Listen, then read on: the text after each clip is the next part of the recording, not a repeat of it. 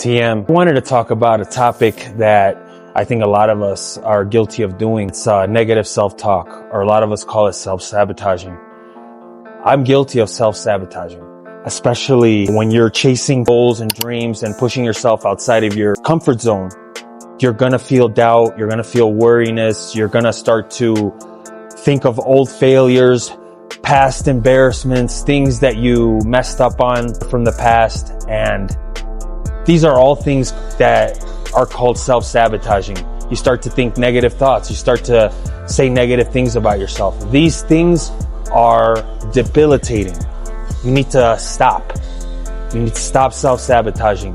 When these negative thoughts come, you have to stop it. You have to address it, analyze it, and figure out, like, is this just a negative thought or is it reality? Because a lot of our feelings, are not real. You know, we feel for a reason. We might feel certain things, right? And they could be reality, but a lot of the stuff that we think, are not as bad as they are, or they're not reality. I might feel sad or depressed because of something from the past that came into my mind, or a regret or a negative thought. And I could let that negative thought dictate the rest of my day, the rest of the things that I have to do that day, which in turn can push my goals back. I remember in the past, in my, alcohol addiction, if I had a bad day, I couldn't go to work. My mind was so messed up. I couldn't focus on anything. I needed a drink to calm my anxiety, my depression down, to numb whatever it was that I'm thinking of. And I used to self-sabotage to have an excuse to drink. Now, in my recovery, I have to deal with everything head on.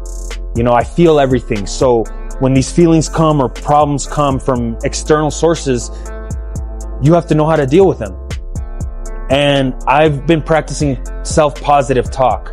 I truly believe that when a negative thought comes in, you stop it right there before it, because it's like a plant. The more you feed it, that negative thought, the more it's going to grow out of proportion.